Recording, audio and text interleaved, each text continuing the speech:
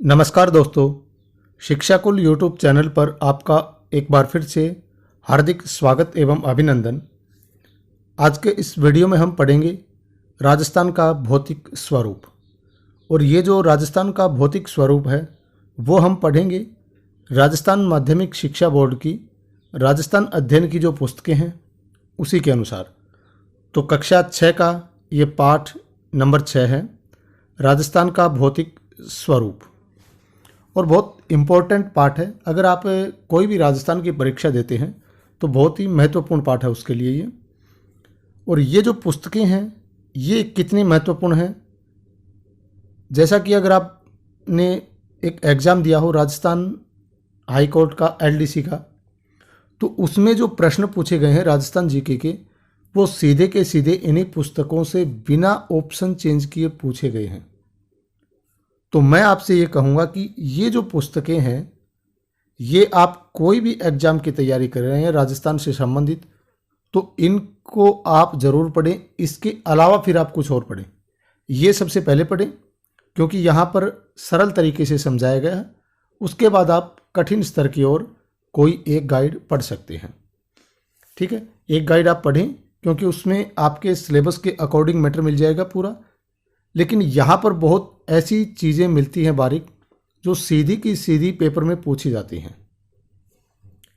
तो चलिए हम इस पाठ का अध्ययन करते हैं कि राजस्थान का भौतिक स्वरूप जो है वो अत्यंत जटिल एवं विविधता युक्त है। यानी यहाँ पर बहुत सी विविधताएं पाई जाती हैं। राज्य के मध्यवर्ती भाग में स्थित अरावली पर्वतमाला विश्व की प्राचीनतम पर्वतमालाओं में से एक है। यहाँ जो अरावली पर्वतमाला है ये क्या है, विश्व की प्राचीनतम जो पर्वतमालाएं हैं उनमें ये एक है। राज्य का पश्चिमी भाग मरुस्थलीय है, यानी जो अरावली पर्वतमाला है उसके जो पश्चिम का भाग अर्थात जो पाकिस्तान की तरफ का जो भाग है वो क्या है, मरुस्थल है। और राज्य के मरुस्थल में 12 जिलों को शामिल किया जाता है। दक्षिण पूर्वी भाग जो है वो पठारी भाग है। और दक्षिण पूर्वी भाग विशेषकर कहें कि जो हाड़ौती का भाग है वो क्या है, पठारी भाग है। तो अतः भू संरचना के आधार पर राजस्थान को 4 भौतिक भागों में बांटा जाता है। कौन सा है, थार का मरुस्थल, अरावली पर्वत, पूर्वी मैदान और दक्षिण पूर्वी पठार। ये 4 भौतिक विभाजन हैं। यानी जो राजस्थान का जो भौतिक विभाजन करते हैं तो उसमें राजस्थान को 4 भागों में बांटा जाता है। थार का मरुस्थल है, अरावली पर्वत है, पूर्वी मैदान है, दक्षिण पूर्वी पठार है। अब इनका पुस्तक के अकॉर्डिंग जो है वो अध्ययन हम करेंगे। थार के मरुस्थल की अगर बात करें तो भारत की पश्चिम सीमा से लेकर मध्य राजस्थान में जो अरावली की श्रृंखला है वहां तक ये विशाल थार का मरुस्थल जो है वो फैला हुआ है। और इसमें राज्य के 12 जिलों को सम्मिलित किया जाता है। यानी राजस्थान के 12 जिलों में थार का रेगिस्तान जो है वो फैला हुआ है। ये जो भाग आता है लगभग 61%, 61% जो भाग है उसके ऊपर राजस्थान ये थार का मरुस्थल फैला हुआ है। कुल जिले 12। यहाँ राजस्थान की लगभग 40% जनसंख्या जो है वो निवास करती है। अगर इस रेगिस्तान की बात करें, ये जो 61% भूभाग है, 12 जिलों में फैला हुआ जो भूभाग है, इसमें राजस्थान की 40% जनसंख्या जो है वो निवास करती है।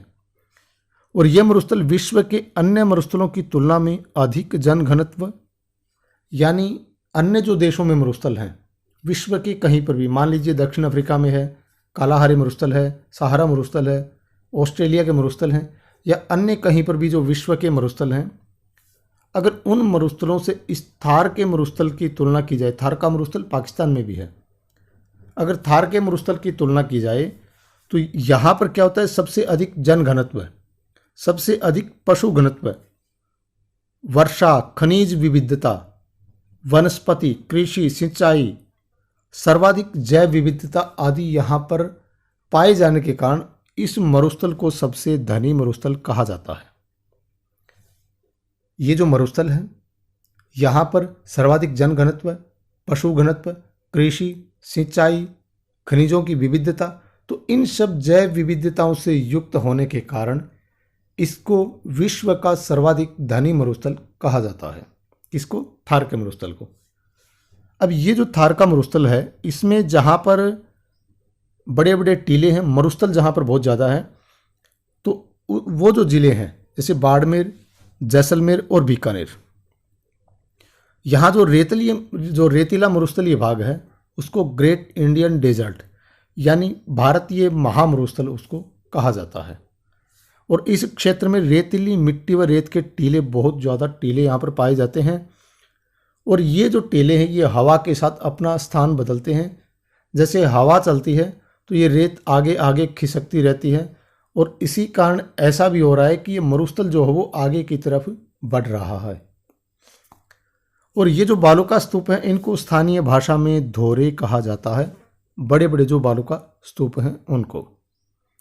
थार के मरुस्थल को धरातलीय विशेषताओं के आधार पर, यानी जो थार का मरुस्थल है वहाँ पर भी अलग अलग विविधता होने के कारण उसको भी धरातलीय जो उनकी विशेषता है उनके आधार पर मरुभूमि, घग्गर का मैदानी भाग, अर्ध मरुस्थलीय भाग, नागौर की उच्च भूमि तथा अंतः प्रवाही प्रदेशों में विभक्त किया गया है।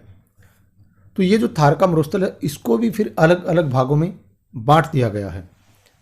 यहाँ पर भी जैसे कि मरुभूमि है, घग्गर का मैदानी भाग है, अर्ध मरुस्थलीय भाग है, नागौर की उच्च भूमि, अंतः प्रवाही प्रदेश, इनमें इसको विभक्त कर दिया गया है। ये कुछ थार के मरुस्थल की महत्वपूर्ण विशेषताएं थी। 12 जिलों में 61% भाग पर, यहाँ पर 40% जनसंख्या निवास करती है। सर्वाधिक धनी मरुस्थल है ये विश्व का।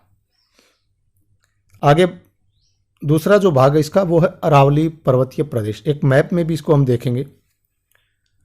ये जो अरावली पर्वतीय प्रदेश है ये राजस्थान के मध्य भाग में दक्षिण पश्चिम से उत्तर पूर्व दिशा में, काफ़ी बार प्रश्न पूछा जाता है कि जो अरावली श्रृंखला है इसकी दिशा, तो ये कहाँ से है? जो दक्षिण पश्चिम भाग है वहाँ से उत्तर पूर्व की ओर फैली हुई है ये, ठीक है। और लगभग 9% भाग पर, यानी जो राजस्थान का कुल जो क्षेत्रफल है उस क्षेत्रफल के 9% भाग पर अरावली पर्वत श्रृंखला फैली हुई है। यह विश्व के सबसे प्राचीन पर्वतों में से एक है, जो दक्षिण में गुजरात के खेड़ ब्रह्म से, यानी गुजरात में जो दक्षिण का खेड़ ब्रह्म जो जगह है वहां से लेकर के उत्तर में दिल्ली के रायसीना तक 692 किलोमीटर विस्तृत है। यानी इसकी जो कुल लंबाई है अरावली पर्वत श्रृंखला की, इसकी लंबाई है 692 किलोमीटर। और ये कहाँ से? गुजरात से लेकर के, गुजरात में खेड़ ब्रह्मा नामक एक जगह है वहाँ से लेकर के और उत्तर में दिल्ली तक ये श्रृंखला जाती है। यहाँ जो रायसीना पहाड़ी है जिसके ऊपर संसद भवन जो बना हुआ है वहाँ तक, तो वहाँ तक ये कुल लंबाई है इसकी 692 किलोमीटर। अरावली पर्वतमाला राजस्थान को 2 भागों में विभाजित करती है, पूर्वी राजस्थान और पश्चिमी राजस्थान। अभी हम पीछे पढ़ रहे थे, जो पश्चिमी राजस्थान है वो थार का मरुस्थल है। और अरावली पर्वतमाला राजस्थान का सबसे उच्च भूभाग है। यानी जो राजस्थान का सबसे उच्च भूभाग है वो कौन सा है? अरावली पर्वतमाला। आगे देखिए, इस पर्वतमाला में से विभिन्न प्रकार के खनिज संसाधन प्राप्त होते हैं। अरावली पर्वतमाला मरुस्थल के पूर्व की ओर प्रसार को रोकती है। जैसा कि ये मरुस्थल आगे बढ़ रहा है, क्योंकि हवा से ये टीले जो है वो स्थान परिवर्तित करते रहते हैं, तो जो अरावली पर्वतमाला है ये इस मरुस्थल को आगे बढ़ने से रोकती है, पूर्व की ओर बढ़ने से रोकती है। और इस पर्वतमाला में अधिकांश नदियों के उद्गम स्थल हैं। इस क्षेत्र में विभिन्न प्रकार की वनस्पति, वन्य जीव एवं जड़ी बूटियां पाई जाती हैं। अरावली पर्वतमाला मानसून को रोककर पूर्वी एवं दक्षिणी राजस्थान में वर्षा करती है। तो ये एक इम्पॉर्टेंट लाइन है। जो अरावली पर्वतमाला है वो कहाँ पर वर्षा करती है कि मानसून को रोक करके पूर्वी जो राजस्थान है और दक्षिणी जो राजस्थान है वहां पर जो है वो वर्षा करती है अरावली पर्वतमाला। इन्हीं कारणों से अरावली को राजस्थान की जीवन रेखा भी कहा जाता है। ये जो अरावली पर्वत श्रृंखला है ये वर्षा करवाती है मानसूनी पवनों को रोक करके पूर्वी राजस्थान और दक्षिणी राजस्थान में, तो इस कारण से इसको राजस्थान की जीवन रेखा भी कहा जाता है। अरावली पर्वतमाला की सबसे ऊंची पर्वत चोटी गुरु शिखर है। तो सबसे ऊंची पर्वत चोटी कौन सी है? गुरु शिखर है। कहाँ पर है ये? सिरोही जिले में माउंट आबू में, जो माउंट आबू जगह है वहाँ पर यह है, सिरोही में है गुरु शिखर। ऊंचाई है 1722 मीटर। ठीक है, ये एक मैप के माध्यम से अगर आप देखें तो जो राजस्थान का भौतिक विभाजन है उसमें आप ये इधर का जो हिस्सा है ये थार का मरुस्थल है, यहाँ से अरावली पर्वतमाला, और इधर एक ये पूर्वी मैदान है और ये दक्षिण पूर्वी पठारी भाग है। तो इस तरह से राजस्थान को 4 भौतिक भागों में विभाजित किया गया है।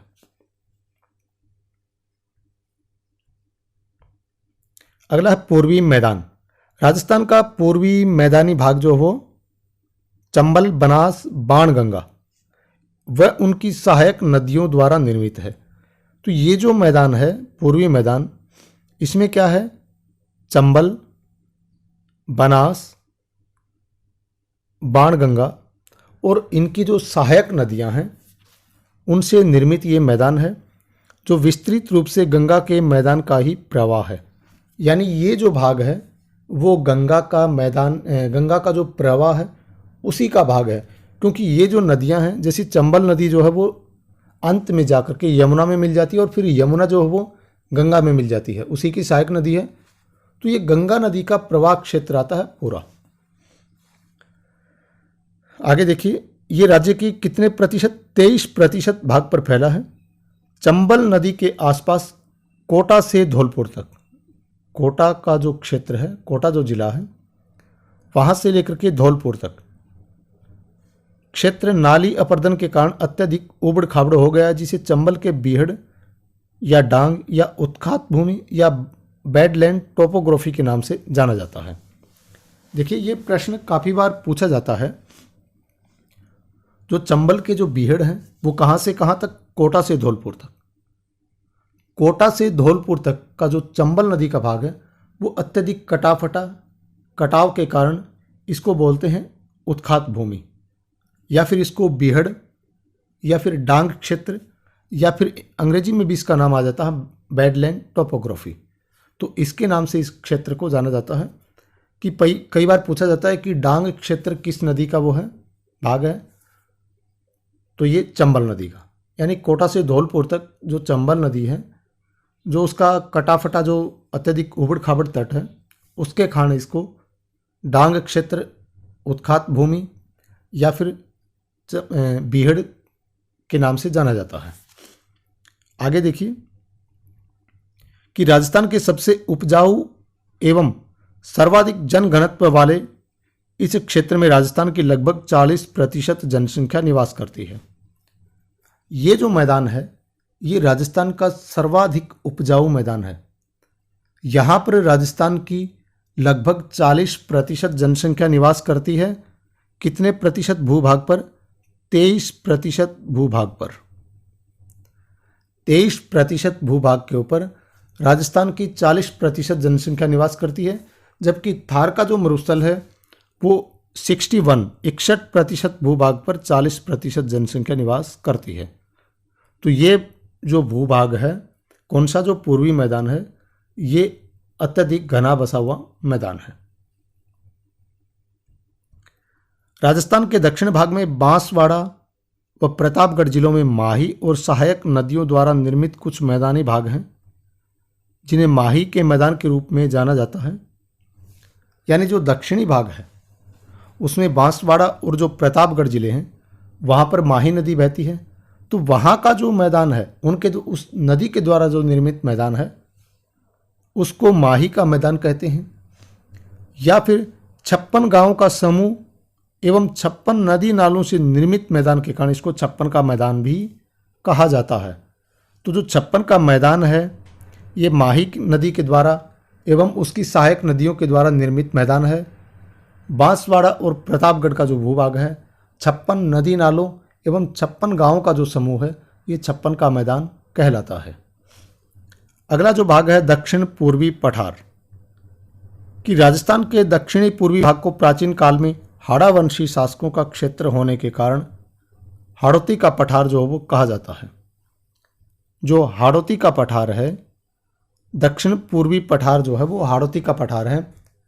यहाँ पर पहले हाड़ा वंशी शासक हुआ करते थे, इस कारण इसका अभी नाम जो है वो अपभ्रंश रूप में हाड़ौती का पठार हो गया। ये जो भूभाग है वो राज्य के लगभग 7% भाग पर फैला हुआ है और इस पठारी क्षेत्र की अधिकांश मिट्टी लावा निर्मित है, मध्यम काली है, जो उपजाऊ मिट्टी है। एक लाइन जो है वो इम्पोर्टेंट है। आजकल जो प्रश्न आ रहे हैं वो राजस्थान माध्यमिक शिक्षा बोर्ड की पुस्तकों से बिना ऑप्शन चेंज किए सीधे के सीधे लाइन टू लाइन प्रश्न जो है वो पूछे जा रहे हैं। तो ये जो दक्षिण पूर्वी पठारी भाग है ये राजस्थान का हाड़ौती क्षेत्र 7% भूभाग पर ये फैला हुआ है। यहाँ जो मिट्टी है वो क्या है, लावा निर्मित काली मिट्टी है और जो उपजाऊ क्षेत्र है ये। राजस्थान के अन्य पठारों की अगर बात करें तो सिरोही में स्थित उड़िया एवं आबू, ये जो पठार है उड़िया एवं आबू का पठार ये सिरोही में है।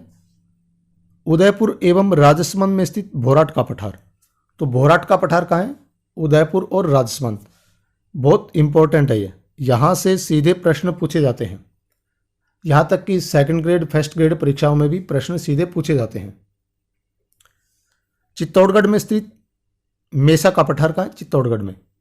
चित्तौड़गढ़ एवं भीलवाड़ा जिले के पूर्वी भाग में स्थित ऊपरमाल का पठार, ठीक है, ऊपरमाल का पठार कहाँ है, चित्तौड़गढ़ एवं भीलवाड़ा में।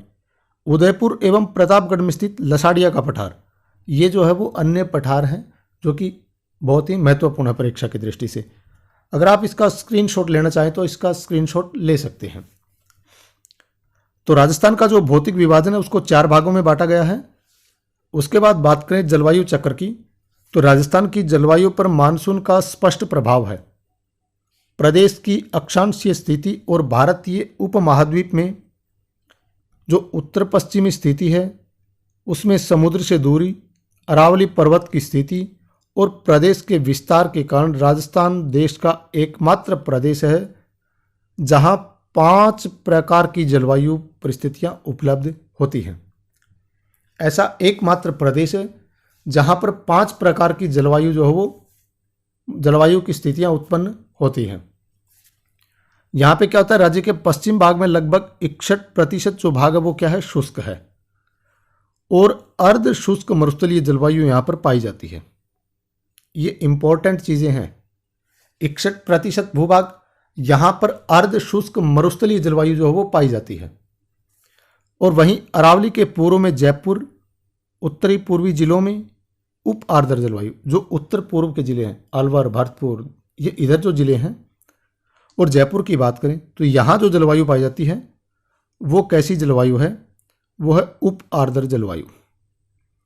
आगे सवाई माधोपुर से लेकर के उदयपुर तक आर्द्र जलवायु, ये जो जिले हैं सवाई माधोपुर से लेकर के उदयपुर तक यहाँ पर आर्द्र जलवायु, और दक्षिण बांसवाड़ा और दक्षिण पूर्वी के झालावाड़ जिलों में अति आर्द्र जलवायु जो है वो पाई जाती है, जहां औसत वार्षिक वर्षा लगभग 100 सेंटीमीटर है। कहां पर, जो बांसवाड़ा झालावाड़ का जो क्षेत्र है अति आर्द्र जलवायु का, वहां पर।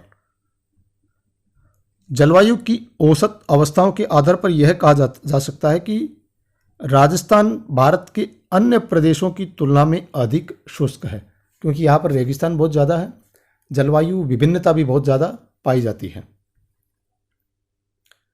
जैसा कि आप जानते हैं कि राजस्थान में मुख्यतः 3 ऋतुएं पाई जाती हैं, ग्रीष्म ऋतु मार्च से जून तक, वर्षा ऋतु जुलाई से सितंबर और शीत ऋतु अक्टूबर से फरवरी तक। ग्रीष्म ऋतु जो है इसके अंदर अगर तापमान की बात करें तो विभिन्न क्षेत्रों में तापमान जो है वो 30 से 40 डिग्री सेंटीग्रेड से अधिक रहता है। और पश्चिमी राजस्थान की बात करें, जैसे विशेषकर जैसलमेर, बाड़मेर, बीकानेर, जोधपुर, गंगानगर, चूरू, ये जो ज़िले हैं यहाँ पर तापमान 40 से 45 डिग्री सेंटीग्रेड तक भी हो जाता है। तो जलवायु विभिन्नता काफ़ी यहाँ पर पाई जाती है। थार मरुस्थल रेतीला, ये यहाँ पर कुछ जो वर्षा का वितरण है उसी के अनुसार ये दिया गया है। ये मैप, एक विशेष चीज़ यहाँ पर ध्यान रखें कि जो 50 सेंटीमीटर जो रेखा है, ये समवर्षा रेखा जो है वो मानी जाती है। आगे कि होने के कारण अत्यधिक गर्म प्रदेशों में, राजस्थान जो है वो अत्यधिक गर्म प्रदेशों में से एक है, क्योंकि रेत जो है वो जल्दी गर्म होती है और जल्दी ही ठंडी होती है। तो अतः मरुस्थल में इस ऋतु में दिन का तापमान बहुत अधिक बढ़ जाता है, ग्रीष्म ऋतु की बात है ये, और रात में कम हो जाता है, जिससे दैनिक एवं वार्षिक तापमांतर भी अधिक होता है। ऊंचाई के कारण माउंट आबू इस ऋतु में राजस्थान का सबसे ठंडा स्थान रहता है। तो राजस्थान का सबसे ठंडा स्थान कौन सा रहता है? माउंट आबू। भारत में शीत ऋतु में होने वाली वर्षा को मावठ या पश्चिमी विक्षोभ कहा जाता है। काफ़ी बार परीक्षाओं में पूछा गया प्रश्न है, जो शीत ऋतु में, सर्दियों में जो वर्षा होती है उसको राजस्थान में क्या कहा जाता है? मावठ या जो पश्चिमी विक्षोभ, क्योंकि पश्चिमी विक्षोभ के कारण होती है, जिसको मावठ हम कहते हैं यहाँ पर। और ये चक्रवात भूमध्य सागर से आकर के राजस्थान सहित उत्तर पश्चिम भारत में वर्षा करते हैं, और इस वर्षा से गेहूं की फसल को जो वो लाभ मिलता है। हालांकि जो मावठ होती है चने की फसल के लिए भी मतलब काफ़ी अच्छी है, उस समय की ये वर्षा है। अब अगर बात करें अकाल और मरुस्थलीकरण की, तो राजस्थान में, विशेषकर पश्चिमी राजस्थान में बार बार अकाल यानी सूखा पड़ता है। क्यों पड़ता है? क्योंकि वो मरुस्थल है, वहाँ पर वर्षा भी बहुत कम होती है। तो ये एक कारण है, वहाँ का विशेष कारण है। इसका कारण है वर्षा का सामयिक अपर्याप्त, अनिश्चित, अनियमित होना। इसके कारण पशु पक्षियों के लिए चारा, पानी, मनुष्यों के लिए अनाज व पेयजल की कमी की स्थिति हो जाती है, जिसे अकाल कहा जाता है। ये तो सामान्य बात है, हम सभी जानते हैं। कम वर्षा यहाँ की जलवायु का प्राकृतिक स्वभाव है, क्योंकि ऐसी प्राकृतिक स्थितियाँ बनती हैं जिसके कारण कम वर्षा वहाँ पर होती है। लेकिन मानवीय स्वार्थों ने जिस तरह विवेकहीन ढंग से वनों की कटाई की है, भूमिक जल का अति दोहन किया है, पारंपरिक जल संसाधन प्रबंधन की उपेक्षा की है, उसका प्रतिकूल प्रभाव प्रदेश के आर्थिक और सामाजिक जीवन पर पड़ता है। भौतिक दशाओं एवं मानवीय कार्यों द्वारा जब उपजाऊ भूमि बंजर व रेतीली मिट्टी में परिवर्तित हो जाती है, तो उस क्रिया को मरुस्थलीकरण कहते हैं। राजस्थान के पश्चिमी भाग में लगातार मरुस्थल का विस्तार हो रहा है, फिर भी वृक्षारोपण द्वारा इसे कम करने के प्रयास किए जा रहे हैं। तो जो मरुस्थल है उसको कम करने के प्रयास किए जा रहे हैं, ज़्यादा से ज़्यादा पेड़ पौधे लगाए जा रहे हैं ताकि मरुस्थल को आगे बढ़ने से रोका जा सके। तो ये जो पाठ था राजस्थान का भौतिक स्वरूप, आपकी प्रत्येक परीक्षा के लिए महत्वपूर्ण है, और यहीं से सीधे के सीधे प्रश्न जो है वो पूछे जाते हैं। आप इस पाठ को अच्छी तरह से सुनें, अच्छी तरह से समझने का प्रयास करें। जो महत्वपूर्ण बिंदु हैं उनको आप नोट कर लें, उनको आप याद करें। तो आज के वीडियो में इतना ही, मिलते हैं एक अगले वीडियो में। तब तक के लिए आप सभी का धन्यवाद।